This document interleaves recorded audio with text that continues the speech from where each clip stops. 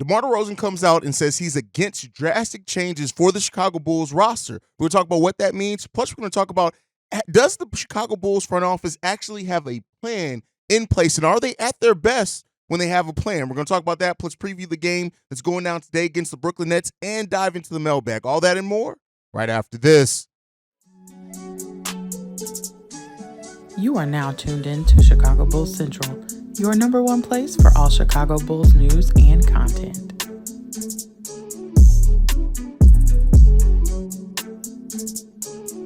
What's going on, Bulls fans? Welcome to another episode of Chicago Bulls Central, your number one spot for everything Chicago Bulls related. I'm the host, Sarah Hayes, but more importantly, you guys can follow the channel at Bulls Central Pod on every social media platform we happen to be on. With that being said, let's go ahead and get into the content for today. And before we get started, I want to thank you guys for the voicemails. This is one of the best voicemail bag episodes that I think we have. All the voicemails are really solid, well thought out. And I want to make sure on Saturdays and Sundays that you guys know and understand it's your show, basically. Yes, I have some predetermined topics I come in here with and talk about, but get your voicemails in, get your voice heard. One of the things that separate this platform from other ones is that I love giving the Bulls fans a voice on this show. This is all of our show, so make sure you guys get those voicemails in as much and as often as you can. But with that said, let's go ahead and get into the content for today. First up, DeMar DeRozan has come out and talked about the Bulls possibly, going rebuild, blowing it all up, whatever it's called. He said this: I never look at that as a go-to.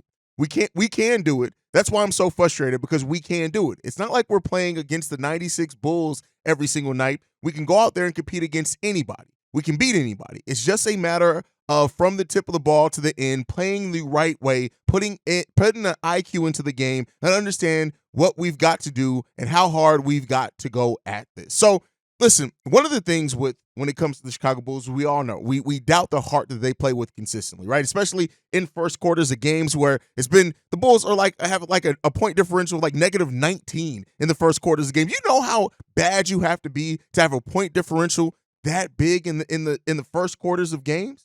That's huge, right? That's usually a lead that's insurmountable if you start off the game that way by some of the best teams in the NBA. And so the fact that the Bulls, their point differential in the first quarter is as bad as what it is, and then in the fourth quarter games, they're like +13 or something like that. So like the first quarters really are something. The slow starts are something that's really drastically hurting the Chicago Bulls. So I understand where DeMar is coming from with that. Now, to say that he's against the front office, which is what it is making big changes to the roster, I understand that as a player. I think as a player, you get really attached to your guys. You understand them. You see their game. You see them practice. You see the work they put in every single day. But at the end of the day, I think we all know this roster is not working, right? And it hasn't worked. Like, let's go back and be clear. Last season was the first season that the core three had a positive point differential all together on the court. It's not working. Now, one could say maybe coaching can fix some things. Maybe just bringing in the right player at the power forward position maybe could fix some things. There's a lot of ways you can fix a core that's not working together, but typically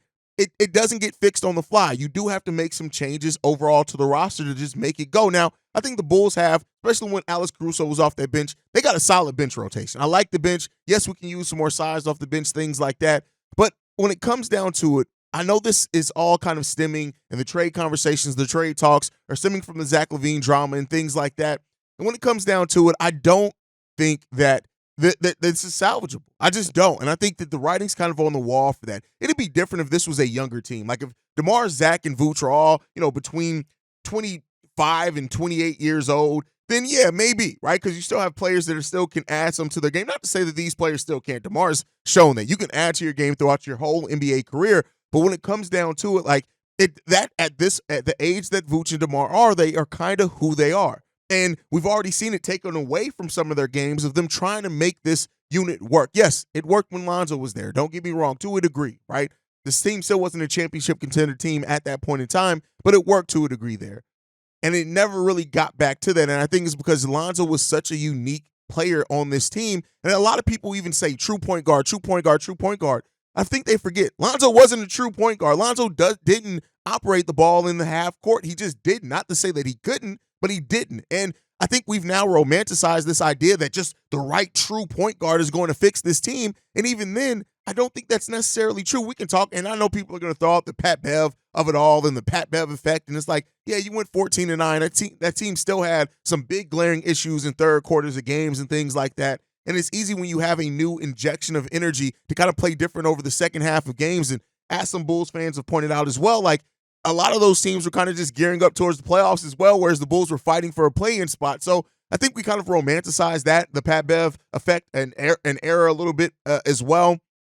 That's why the Bulls were so, ready to move on from it. But at the end of the day, I get where DeMar's coming from. I understand that from a player's perspective of not wanting to see a team make drastic changes to guys that you've gone to battle with, lost a lot of those battles, but you've gone to battle with for the better part of 3 years now. But at some point, you got to just realize it's not working. And DeMar was on the other side of that as well, right? With that Toronto Raptors team. That team plateaued out. They needed a player like Kawhi to come in to be able to really raise that ceiling to be a championship level. Now, there were other things that happened over the course of that offseason, over that postseason and things like that put them in the best situation possible. But it at some point, like I've said it before, every roster, no matter how good or great it is, has an expiration date. And it seems like this roster has reached that one. And that kind of leads us to the next topic, right? Is that, well, I always give credit to AK for coming in and having a plan and that plan working for 35 games, right? I give them credit for that because the way that it worked on a roster that everybody doubted the mix, the chemistry of it, would Zach and DeMar be able to play together? And that team, when it had Lonzo Ball, was rocking and rolling. They still had flaws. They still needed some more size off the bench. I think if that team would have had Andre Drummond as their backup center with Lonzo out there, the chemistry between Lonzo and Drum could have been amazing when you look at how Lonzo even used Derrick Jones Jr. in a pick and roll to make that a dangerous weapon for the Chicago Bulls at that time when he was playing backup center. So I understand some of that, right? And when you look at now where this front office is they sit in a place, and I know a lot of Bulls fans are asking, well, why hasn't the movement been coming? And hopefully that means they're putting a plan in place for this trade deadline and season, right? After the December 15th date and then the January 15th date when rookies are able to be traded as well, that may be where you start seeing this front office get active. And the one thing that I want to say and give credit to them, as I was getting to my point, is that this front office, when they have a plan, when AK has had a plan, he executed that plan well. Now, there's something to be said about not rebounding and adjusting to the plan once Lonzo went down, which has been god-awful. But at this point in time, you have to ask yourself, is Acme as a front office better when they have a plan? And are they now putting that plan in place? Is the quietness, which most front offices are quiet around this time of year. This is the first month and a half of the season. You're not going to get a lot of moves anyway, but is the quietness from this front office because they're coming up with the plan and what the next wave needs to be? It's already come out that Zach LaVine's frustration with this team comes to not trusting the roster, not liking the head coach. I doubt that the head coach is going to change, but you have to ask yourself, is that now with the trade request, whatever ends up coming from it, is AK and Eversley, are they really in the lab cooking up a plan on what that next wave of the Chicago Bulls is going to be? And do not be surprised if that plan may include just being bad for 2 to 3 years. I think the team trying to avoid being bad is really kind of what led us here to a degree. And so maybe embracing that now or just realizing that, hey, that may have to be part of this process. Maybe they do have a better plan in place. I, for one, am hopeful, right? Listen, I have my doubts around AK and Eversley, especially with drafting because of looking at what things have went. Julian Phillips, though, listen, the G League review will come out today. The Windy City Bulls episodes will come out later on today, so make sure you guys watch that as well because I'm going to go in there. But Julian Phillips seems like he could be, I won't say a steal, but he can be a very solid pick for the Chicago Bulls, and we'll get into that at some point in time.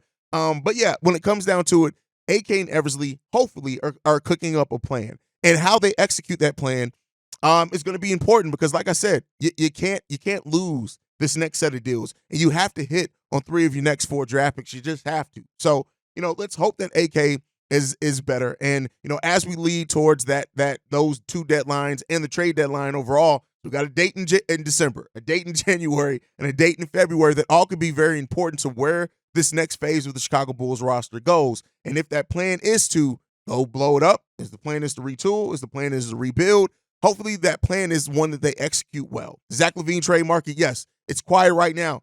It's going to be that until about December 15th.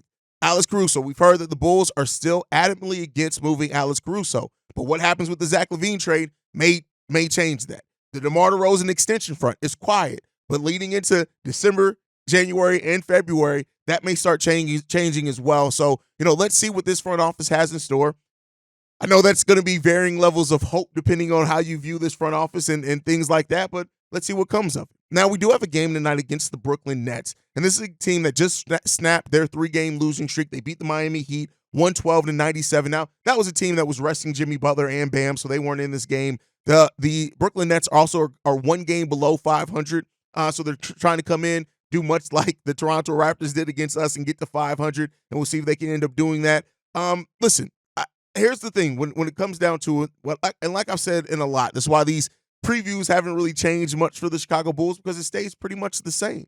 You have to come in and execute. You have to limit turnovers. You have to shoot the ball effectively and efficiently, which they did shoot the ball efficiently in that last game. As far as what the numbers would tell you, just they couldn't get off offense. And your defense has to be on point. This is a Brooklyn Nets team that we've seen it. We know that they can get on fire offensively, and if they do that, the Bulls can be at a disadvantage of that, right? And as we've seen with the Bulls, any really young, scrappy team, stuff like that, gives the Chicago Bulls fits. And this Brooklyn Nets team fits that bill of teams that can do that, right? They have a top 15 offense in the league, I believe, off the top of my head. Again, I don't have the stats up in front of me. A top 15 offense in the league.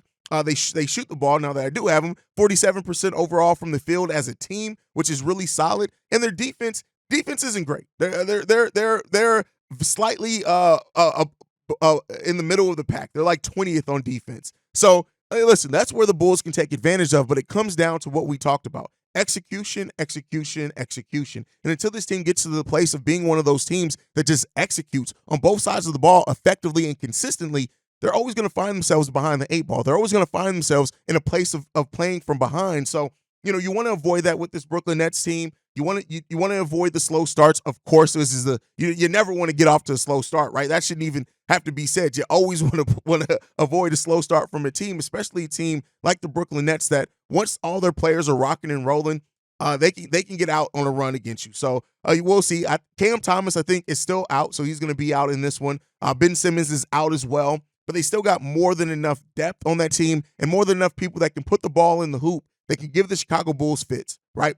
Spencer Dinwiddie, we know what he's done against the Bulls before. We know what he can be. Not a perfect player by any stretch of the imagination. Now, they're also missing Denny Smith Jr., who gave the Bulls played some really good minutes against the Bulls before as well. You got Cam Johnson, Nick Claxton. This is another game where you hope that Nikola Vucevic comes in and really asserts himself early on and the Bulls go to him early. But, we don't do that consistently, so you can't always bet on that from this team either. But this is a winnable game against the Brooklyn Nets. And hopefully the Bulls come in and they have some pride about themselves.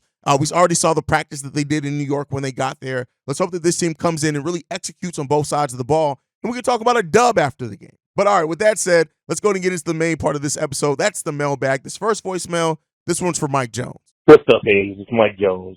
Been a little bit. I haven't called in. You always know I'm watching. But I wanted to take some time and I really wanted to think about things and really watch this team, bro. And I'm going to just be honest with you.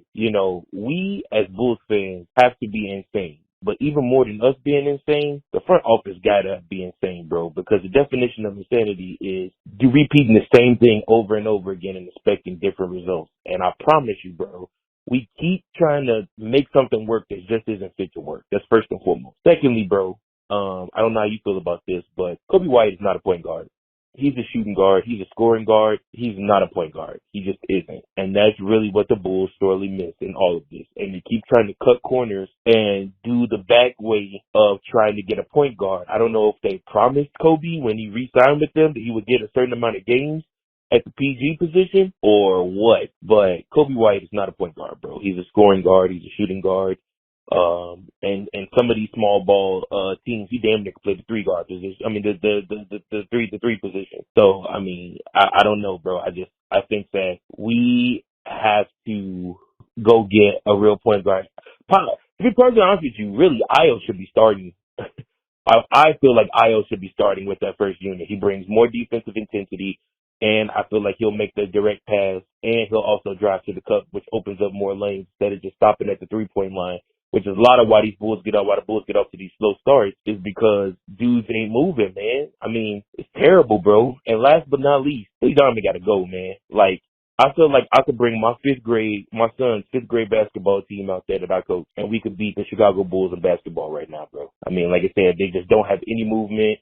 not really working together as a team. It's one shot and they back down the court. It's awful, man. It's all messed up. But thank you, ladies, for the show and as always for giving us giving us all the feedback. Appreciate it, man. Okay, so it kind of goes to what I said and talked about before. Everybody talks about this true point. The Bulls, it's not a lot of those guys, and those guys would have to want to come here as well, and that's where you start running into situations at. So I know it's easy to say, and that we can think, oh, just go out there and get you a point guard, right? But point guards don't just, especially ones that have to fit. Like, you can find some point guards that are better facilitators, but then if they're also weak defensively, it's going to put the Bulls at even a larger disadvantage, right? So listen, I get what you're saying. And yes, I would love AK to go on out and got a point guard. But those point guards have to come. Then you also have to look at what assets you're giving up for the level of point guard that you can get as well. So there's those type of things that play into it. Like when you look at what Brogdon and Drew Holiday went for, the Bulls really couldn't have gotten those deals. So,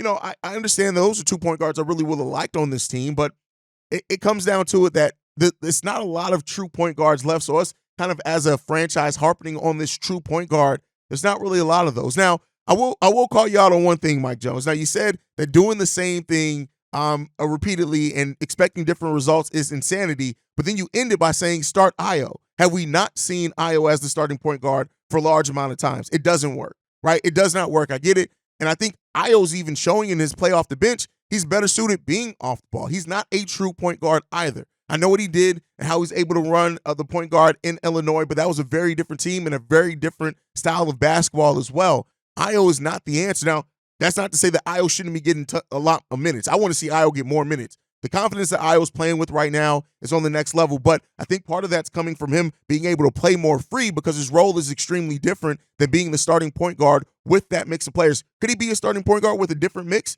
Yeah, and I do think if Zach LaVine is traded, right, or when he's traded, depending on what they get back, if Kobe ends up moving to the 2 guard, I do think Io can play point guard next to Kobe. Now, that's still not a team that you're going to expect to get a lot of wins, but I think we've seen Io with this group as a starting point guard, and to go back to that, I think would be a step back. But all right, let's get into the next voicemail. This one's from 8 Live. All right, hey, this 8 Live, man. I think this is going to be my last rant before these trades happen. I'm done, man. But to see DeMar DeRozan throw his jersey down after that Toronto game, because I turned that game off in the second quarter. I ain't gonna even lie. I couldn't even watch it, bro. It's just, bro, it's over with, bro. Vooch, DeMar, and Zach is doing shit because don't nobody want to be left behind. We took up for this team when they was putting this team together, and everybody was saying that the Bulls was going to be trash. We was losing our mind. Oh, my God, Zach LaVine. And I was the main one. I thought this team was going to be something because I thought Zach just needed a little help, and then he was just going to, reach his ceiling, There's no black leadership in the Bulls front office. It's the white man party. And that's probably the scapegoat that they're going to use in the end. It's going to be easy to do that. And I think that's why our players are not developing. They don't have no black leadership in there whatsoever. And being on the outside looking in, we might not can't see that. But on the inside, that's probably why our players not developing. There's no black leadership over there. And I'm not making this a gen thing. A race thing.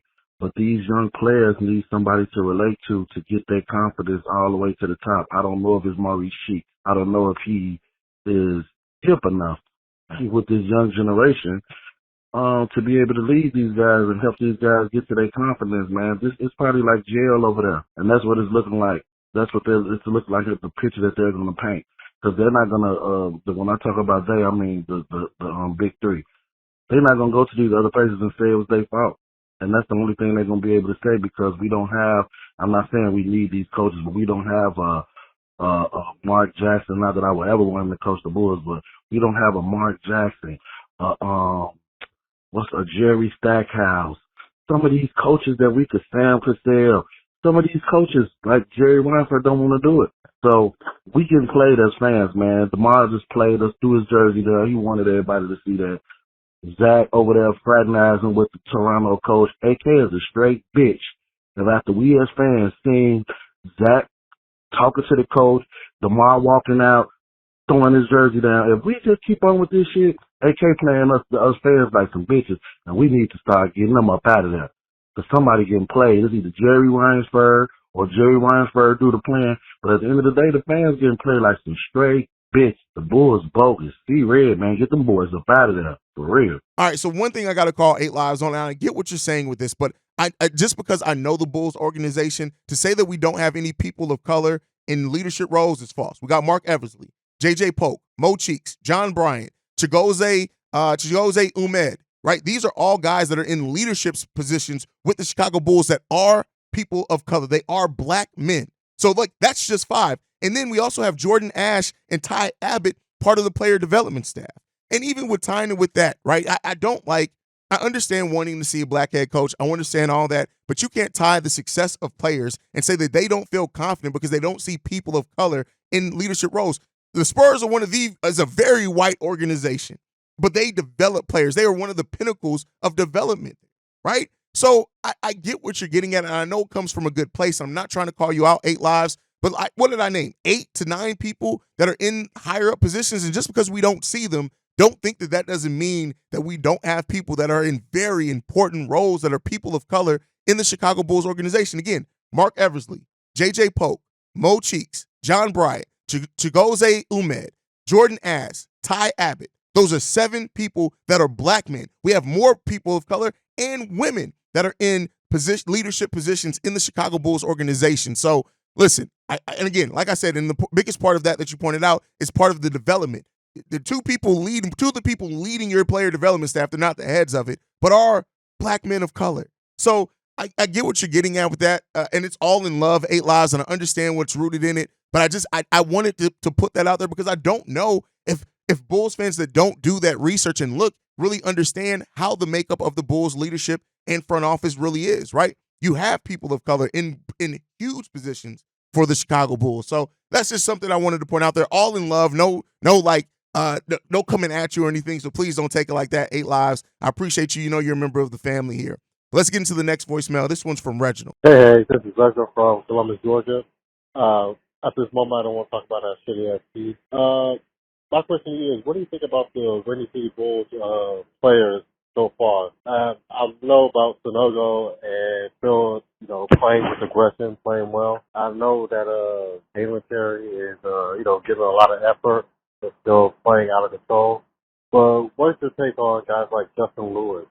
I see that he's getting a lot of rebounds, but his shot's not falling the way we hope. And what about Bidham being put at the point guard position? I was wondering what your opinion on those things. And do you have anyone else on the Windy City Bulls that you could be looking at? Thanks. A great question here. I should have probably waited to put this on the Windy City Bulls episodes, but I'll put it here. Justin Lewis is it hasn't been good. I'm just going to be quite frank on you. It hasn't been good. It hasn't been great. But again, he's an undrafted rookie for a reason. He's coming back for ACL surgery, and we've seen it even in the NBA level. That for some people, it can take upwards of a year before you get all the way back right. As far as after an ACL surgery. So we'll see. I'm not really hugely judging him on that. He's shown some promise on the defensive side, but offense has been a big miss for him. Some of the timing things for him as well. Now, Onuralp Bitim, he's not a point guard. I didn't need to clarify that up. He's not a point guard. So him playing point guard is not something you're going to see. He's not a point guard. He's not a point guard by any stretch of the imagination. Could he run some point? I mean, yeah, it's a modern NBA. You can put some things, but one thing Bitim is not a point guard, and I don't even mean that as a slight. I think you're limiting him too much and taking away too many of the things that he does well by trying to put him in the point guard situation. But Bitim is adapting really well. He's coming along. He's playing some of his best basketball here in the last couple of games. But make sure you guys are tuned in when I drop the Windy City Bulls review episode going over the week in the G League so you can get more details on that. But all right, let's get into the next voicemail. This one's from Kofu. Peace. What up, Hayes? This is King Kufu, bro. Listen, love your show. Love you, bro. Keep doing what you're doing. You're going to have this thing going on for years to come. I already know. And it's going to grow. It's going to get bigger. With that said, I just wanted to say, listen, Zach LaVine checked out last season.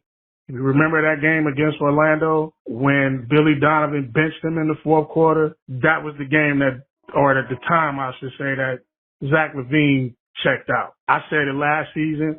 I've been saying it since then. I don't want to watch this team anymore. I'm tired of watching the same old every night where everybody just standing around, nobody cutting to the basket, the ball's not moving. And like you watch other teams, and it's like watching a high school team when you watch the basketball. I mean, when you watch the Bulls. I'm sorry. When you see the Bulls play, it's like watching a high school basketball team versus when you see other NBA teams play. They play like professionals. I don't know what Billy Donovan is doing. I don't care. I've been calling for him to be fired for the last 2 seasons. I'm done with it. I don't have nothing else good to say about this team until they get rid of Billy Donovan. I'm saying it. I've been saying it. I'm standing on it until it happens. That's all I got to say. Peace. See red. Go Bulls at some point.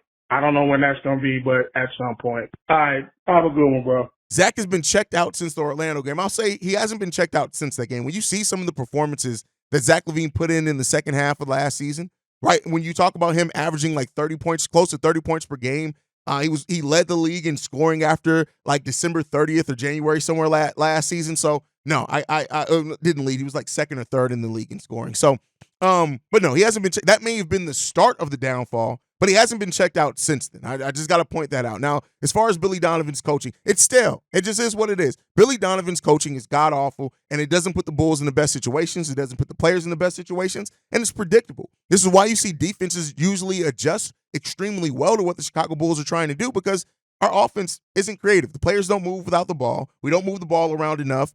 We just don't do a lot of the just things, and I've said this, I've described it as this before in live stream. The things that other teams do to get them easy buckets, the Bulls don't do it all, and it makes every bucket that much harder to get. And that does point to coaching for me. So, I definitely agree with you on Billy Donovan part of it. We got some real work to do there, and we'll see if the Bulls win, if ever, they move on from Billy Donovan as the head coach. But all right, let's get into the next voicemail. This one's from Shay. Yo, Hayes, what's up, man? Look, have you ever noticed how DeMar DeRozan kills the momentum of almost every game that we try to come back in? No, I mean, let's be honest. Think about it. Zach LaVine was killing in this game, and then when DeMar DeRozan was out, we literally were down by 4 to 6 points. He came back in the game, we ended up losing by 15. Not only that, when he tries to go one-on-one or tries to play his game, everybody gets thrown off. Now, that's one of the reasons why I think that the starting lineup is not doing as well as it could be, because not only you have him operating in certain places, messing Vooch and Kobe up. That's why him and Kobe White and Vooch don't play too well together. But also, when you think about it, he's not really a good defender at all, nor does he even try. If you notice, he is usually the one that gets beat on the defensive end, even when we make the comeback. That's why the times where we do take him out the game, we go up when he's out of the game, and we usually have to put him in usually when it's time to score. Look, man, I'm not saying that this is all DeMar DeRozan's fault. I know we got a lot of stuff to clean up, but at the same time, I feel like if DeMar DeRozan gets moved and he gets moved for a player like maybe a Paul George, or maybe some type of wing that can shoot, or maybe if he does come off the bench, put Torrey Craig in the starting lineup and move Alex Caruso to the 3, and then you'll probably see a much better start than what you see in the game. But hey, that's just me. At this point, we should be down to try anything, like Reggie's mama. Anyway, tell me what you think. Peace. Does does DeMar DeRozan kill the momentum? I'll say to a degree. He does things do slow up with DeMar DeRozan on the court. That's just facts. The statistics, the numbers, it all backs that up, right? Now, playing faster doesn't necessarily always mean you're playing better either, but it does slow some things. DeMar DeRozan is such a unique player in how he gets his offense and how he plays the game of basketball. All this stuff is extremely unique for DeMar DeRozan. And like I said, DeMar DeRozan has absolutely saved the Bulls' bacon more times than not with how he plays in the fourth quarter. And it's about first season and a half here, right? Half of last season wasn't that good, and he seems like he's starting to come out of it now this season as well. But all those questions do exist, and they're all valid. So, we'll see. DeMar DeRozan, when it comes down to it, it's this. I know a lot of people say, well, why are you looking to trade Zach? You should look to trade DeMar. He's a 34-year-old expiring contract. You're not getting a lot of back for him. Because teams, even if a team does want him and sees how he's playing, they probably are going to say, well, rather than us having to give up A player or B player, if we see that player is potentially also being part of our future, or whether us giving up any draft capital, we'll just wait and go after DeMar in free agency. Doesn't seem like this Bull situation is working out. So, that also kills the market for DeMar DeRozan in a way. But like I said, and many people have said this. I do think that DeMar could be great coming off the bench, but you're not going to ask DeMar DeRozan to come off the bench, especially not Billy Donovan. Would a better or to great coach ask DeMar to come off the bench and probably get him to buy in? Yes, but Billy Donovan, that he is not. But all right, let's get into the last voicemail for today. This one's from Big O. What's going on, Hayes? It's Big O, man. I had to call in. Great video, great response. I had to call in because I got to put some clarity on my last voicemail. Obviously, it was only 3 minutes. I was trying to get a lot in. So, like, you know, when you spoke about when you responded to if Gar Pax would have drafted Jokic, they wouldn't have been here. My point to that is, and you know this as well, when you got a superstar talent like a Jokic is on the level of a Giannis. He's on the level of LeBron's probably top 5, but I'll put him in that nature, you know, and when you got one of those type of guys, you automatically going to probably be in the playoffs. 9 times out of 10, you're going to be in the mix. So when I said that about Gar Pax, it's more so of saying that they would have been probably in the playoffs, even if it would have been 6, 7, 8 seeds. They would be in the mix enough to where it's easier to build around your superstar when you got a guy right. Like, you know, I in my mind, I can build a team, but if I got that guy, it's that much easier to build a team. Like, you know what I'm saying? Like, when we got Derrick Rose and you had Joakim Noah and you had Luol Deng, we knew, okay, if you get one more scorer next to D Rose after Ben Gordon left, because Ben Gordon technically was that guy to score next to him, but if we just get one more, we'll be ready. It's easier to build a team around a guy once you have that guy. You don't need to be a great GM to build to build a championship team if you have the guy. Like, think about LeBron, for instance. Dan Gilbert, them guys not great GMs, bro. You know what I'm saying? You got LeBron. So if you got LeBron, it's easier to put the players around LeBron once you got that guy. You don't need to have this super GM talent to build a championship team if you get lucky and grab the superstar player. That's the difference. You know what I'm saying? When you talk about building a great team out, you look at Oklahoma City Thunder today. They build a great team out. They're not a championship team, no. But you see what they're doing. You see all the assets they have. When they get ready to make that great move, they are in position to do it because they got young players that have talent. They got draft picks and they got shape. So that's what I mean when I say that. As far as like the Brandon Miller thing, I mean, I added Vooch in there, but even if you don't get the center, I can't think of his name back. It's a voicemail for in a minute. But even if you don't get him back, what I'm saying is to get Brandon Miller, it might cost you Zach and Vooch. Even if it don't cost you that main center is what their young center is what I'm saying. So I didn't clear all that up, sending the voicemail. I just wanted to reiterate that because Big O calling to clarify his voicemail from yesterday. I understand that. I understand the perspective 100%, right? So I want to say that. But here's the thing. I think when you say that having a superstar gets you into the playoffs, but it also changes your expectations. Having a player, to generational player basically, that gets you to the playoffs just by having them on your roster, the playoffs no longer become the goal, right? The Bulls right now, the goal is the playoffs because we don't have that player. If we had a LeBron, if we had a Joel Embiid, if we had a Jokic, yes, we would expect to get into the playoffs at a minimum, but the expectations are higher than that. And so it's harder to draft a team when you do have that superstar whose presence alone gets you into the playoffs. I think it's harder to build a team around that than what you're letting on, only because if you're just saying build a team that can get to the playoffs, almost anybody can do that if you have a generational talent on your team. But like I said, the expectations become more, and it gets harder to actually build that team that can do more than just get to the playoffs because you're drafting low, unless you take advantage of, unless you just really get lucky in signings, things like that. You mentioned LeBron. You mentioned Jokic before. But for every LeBron, there's a Carmelo. There's a Dame. There's a Joel Embiid. These are teams that have these superstar teams, but have not even been able, or Dame now that he's on Milwaukee, but their teams haven't been able to sniff getting to a title because it's harder to build a team